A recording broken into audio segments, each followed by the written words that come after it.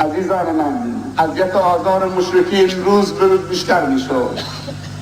هنگامی که رسول الله صلی الله علیه وسلم ابو طالب عمویش و خدیجه همسرش رو از دست داد، خیلی بهش سخت گذشت. آخرهای زندگی مکیش بود.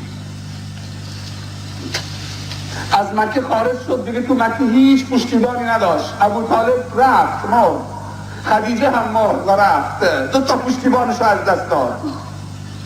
رفت در طائف پیش قبیله ثقیف، اونجا طلب کمک بکنه.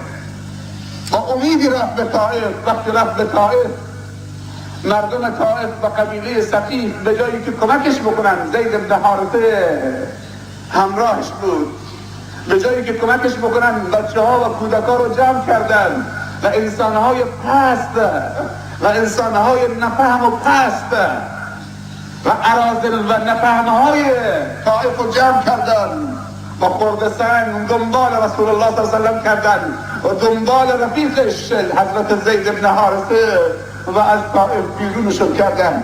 زید اینطوری وقتی سنگ می آمد به طرف رسول الله صلی الله علیه وسلم، اینطوری سفر می شد، سنگ به سر و کلش به سینه‌اش تا به پاش، سر تا پای وجود زید بن حارثه رو خونین می کرد که سنگ به رسول الله صلی الله علیه و سلم نرسه. و وقتی لذا اقدام مبارک رسول الله صلی الله علیه و سلم کرد که هر دو تا پاش با کفشش بازم پایش و نعلش هر دو تا خونینه. رسول الله صلی الله علیه و سلم از اونجا برگشت. حالا مکه هم نمیتونه بیاد، تو مکه هم کسی نداره.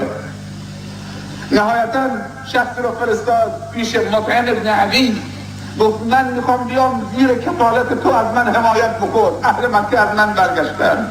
مطعم با وجودی که مشرک بود قبول کرد که رسول الله صلی الله علیه و سلم و رفیقش زید بن حارثه بیاد زیر کفالتش و در قبیله اون و ازش حمایت بکنه.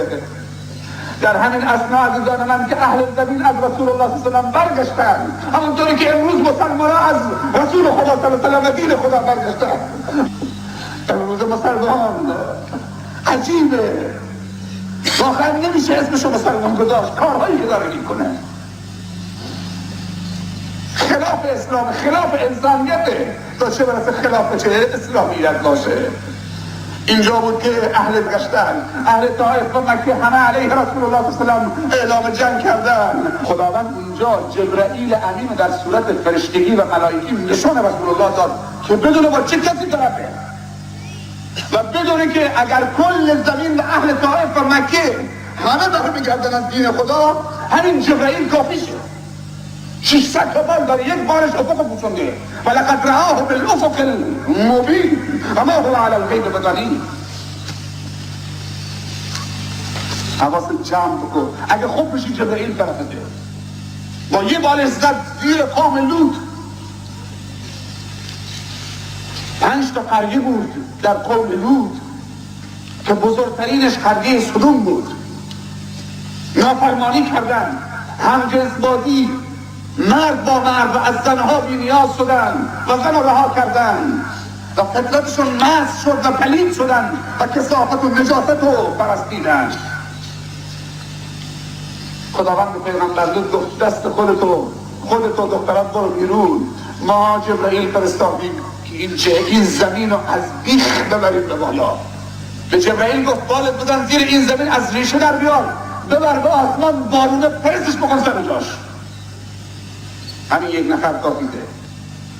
راه برو بیراهم نرو، هرچند که راه مشکل بود. امشب نباید بخوابی، امشب دست زیر سر نیم ساعت چراغ خاموش بکن تو اتاق، وضو بگیر، رو جانماز بنشین. زندگیت از روزی که بالغ شدی، از 10 سالگی یادت بیار تا الان که 50 40 50 35 70 سالته چیکار کردی؟ با دست خالی کجا میخوایی بری؟ مواظب خودت باش عزیزم. حاسبوا انفسکم قبل ان تحاسبوا وزنوا اعمالکم قبل ان توزنوا فتهیئوا للعرض الاکبر.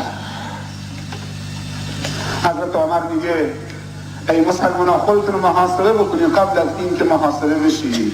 اعمالتون رو بسنجید تو دنیا قبل از این که اعمالتون رو وزن بکنن تو ترازو. فمن یعمل مثقال ذره خیرا یره و من یعمل مثقال ذره شرا یره. و خودتون رو آماده بکنید در روز محشر عرضه میشی با اعمالتون دست خالی یا پر بر خداوند عز و جل.